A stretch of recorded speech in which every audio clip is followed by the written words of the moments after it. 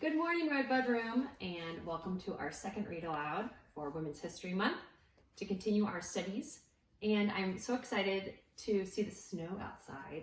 And I hope these read alouds will be a nice way for you to relax after you've done some research today, or read, or did some math on Freckle or a different source, or have just been able to do some help around the house and help your family out, or have just spent the whole morning playing in the snow.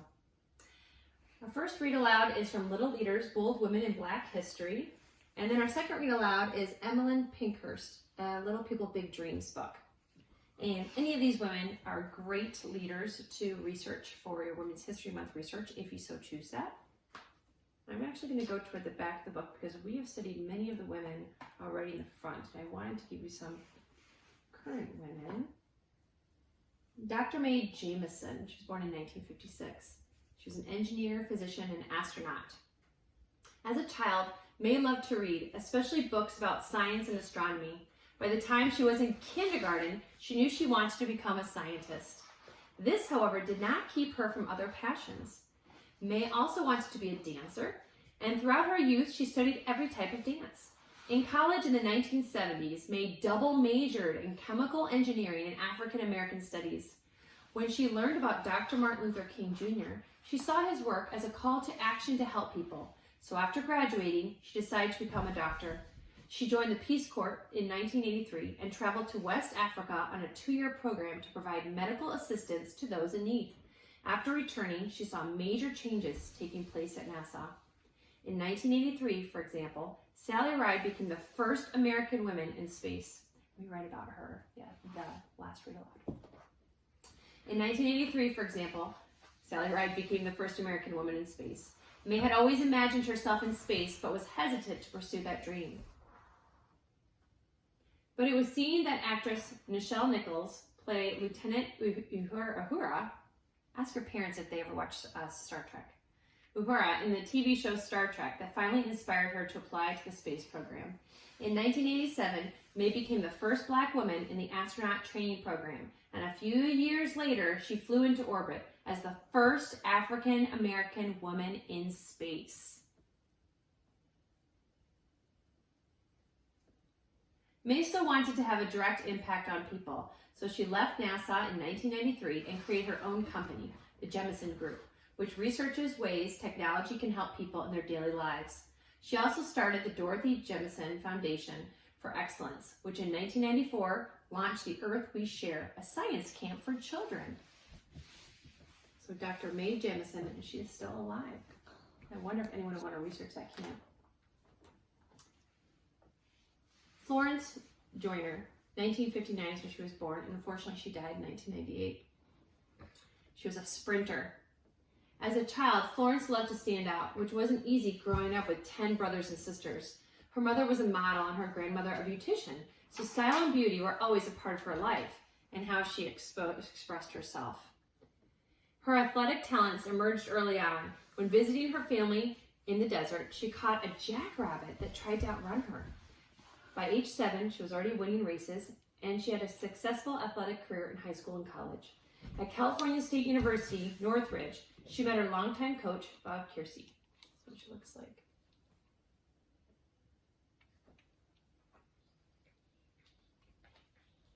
By 1982, Florence was making a name for herself in the track and field world. She stood out as a superb athlete, but her personal style could not go unnoticed. On the track, she sported flashy uniforms, often ones that she designed herself, and long fingernails.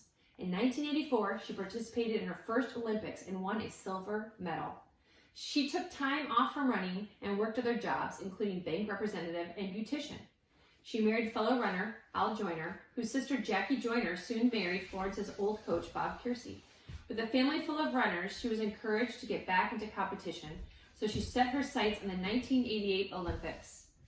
She won 1 silver and 2 gold medals and set a new world record that she still holds to this day. She also picked up the nickname FloJo. Even with a successful athletic career, Florence had other passions and interests. She developed a clothing line and nail products, wrote children's books, and established a youth foundation. She would never be defined as one thing, and most certainly would always stand out from the crowd. The next woman we have is Lorna Simpson, and she's still alive. She was born in 1960.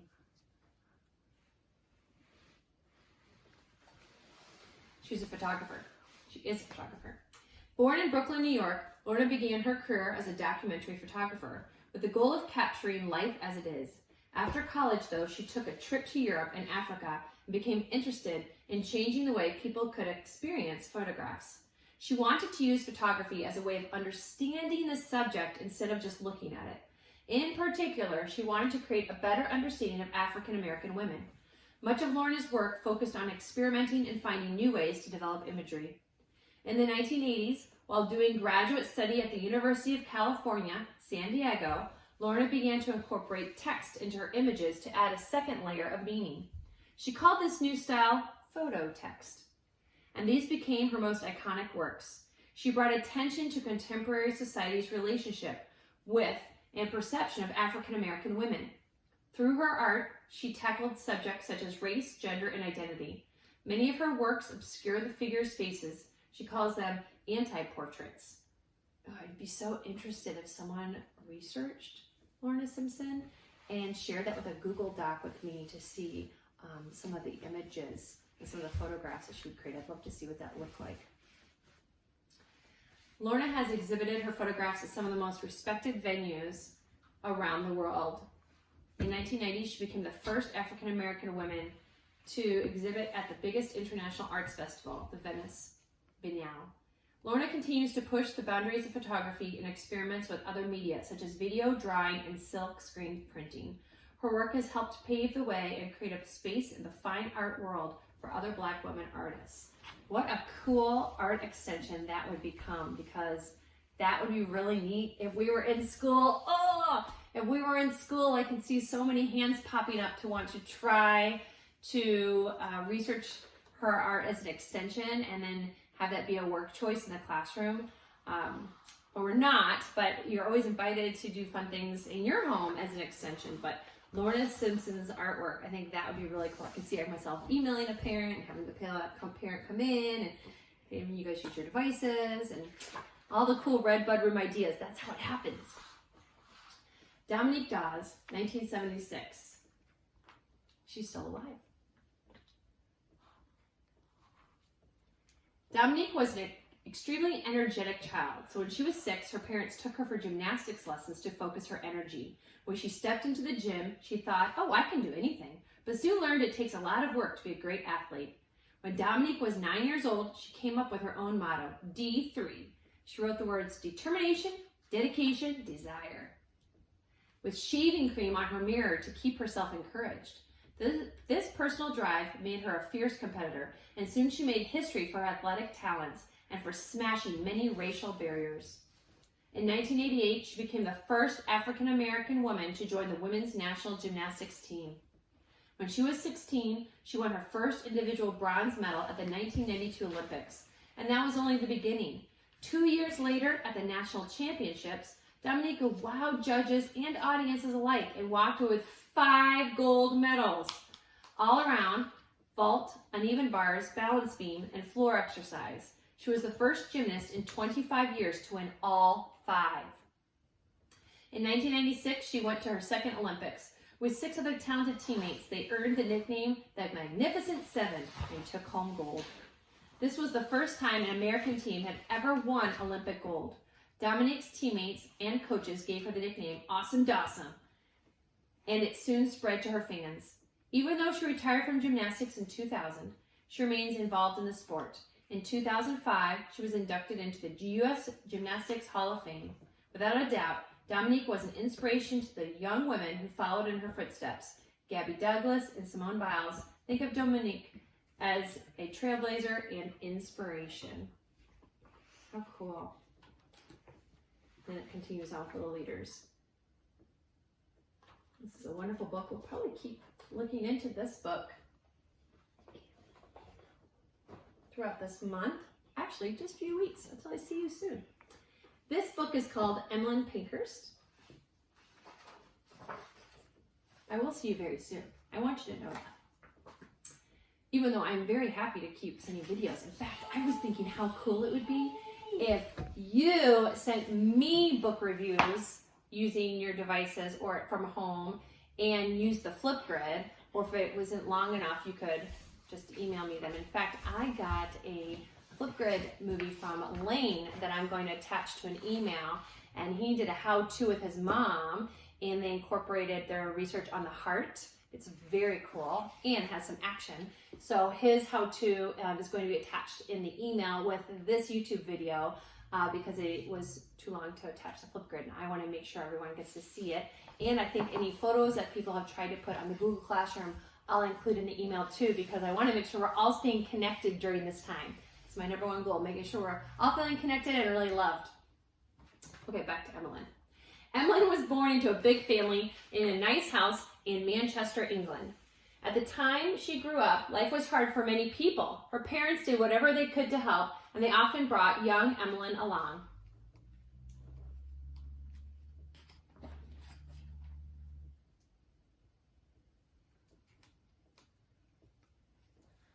Emmeline learned to read when she was 3, and it became her favorite thing to do. She read the newspaper and book after book. Drawn to stories of heroes who fought for others, she dreamt about who she might become.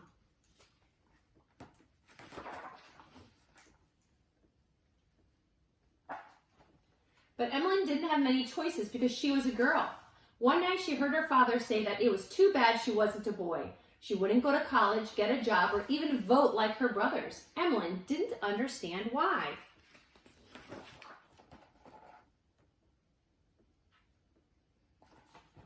She began to read about women's rights and begged her mother to bring her to a meeting so she could learn more. There, Emmeline heard the women in England, like in many other countries, were treated unfairly. They needed the right to vote in order to change things. Emmeline knew what she had to do.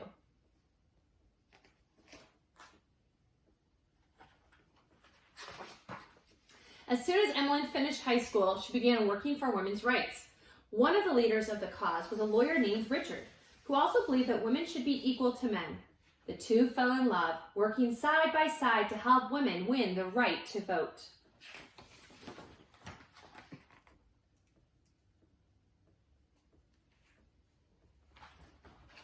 Emmeline and Richard married and had a family. For many years, they tried to get voting rights for women, but nothing changed. And it has an illustration of women's vote left off ballot, promises to women broken as newspaper headlines. Sadly, Richard became sick and died, leaving Emmeline with 4 children, little money, and no rights as a woman. And it says, for sale, for sale. Remember, it talked about women, or excuse me, the children being sold when people were coming to America for the push in and push out factors in social studies. Do you remember that? Emmeline had to work very hard to support her family, but she didn't stop supporting women's rights. Soon it was her daughters who begged Emmeline to take them to meetings. They asked why women had been following unfair rules for so long. This gave Emmeline an idea. It says, deeds, not words, Women's Social and Political Union. Emmeline and her daughters became the leaders of a new group of women, a group that would stop following the rules and would fight for their rights. People called them suffragettes. They started by speaking out on street corners and at street fairs. They stood up to protest at big meetings. Did I say suffragettes? Suffragettes. Some people laughed at them, but others began to listen. It's good that everyone hopefully paused at that pronunciation. The government tried to stop them, so they fought harder. They marched in their streets. They broke windows, set fires, and chained themselves to railings. Even though some were hurt and others arrested, more and more women joined Emmeline's group. They were braver than anyone had imagined. I just showed you a skill of reading and then going back and rereading to pronounce a word. In between spending many days in prison, Emmeline traveled to the USA and spoke at big theaters. People gathered by the thousands to hear her. She told them she would keep fighting until every woman was free to do the same things as men. And here she says, women are human beings.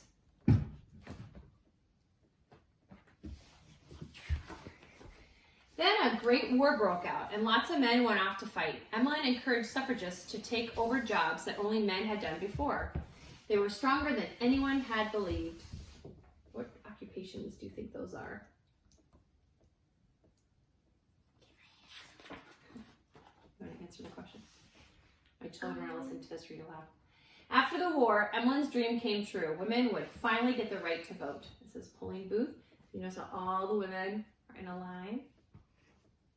I bet when Miss Katie gets her, if Miss Katie is able to give her presentation, I bet we're going to learn a lot more about these illustrations. By fighting for others, Emmeline had done what no one thought a little girl could do. She had become a hero.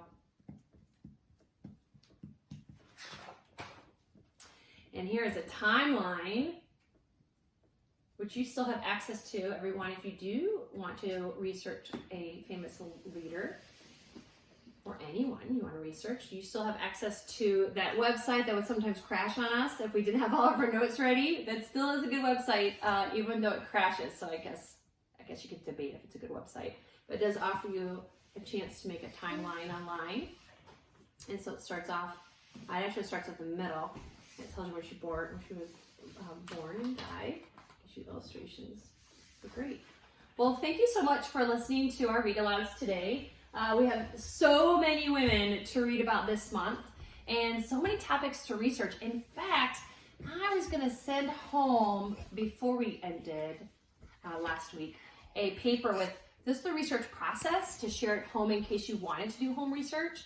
And I've been keeping the papers with me, not really sure what to do with them, but I'd hate to waste them. So I might be sending you a letter in the mail with that research process listed. And pretty much it just explains what we do in class. You write down your questions in your notebook, and you'll put a question on each page, and you'll take all the notes on the page under each question, and you'll compile all those into a graphic organizer of some sort, or start an extension project. And I have a list of all the different cool extensions you could do for research on a piece of paper, and I might mail that to you because it's cool to have different fun research extensions. There's so many things we could be researching at home because there's just so much to learn. So I hope you're having fun today in the snow and learning, and I'll see you tomorrow.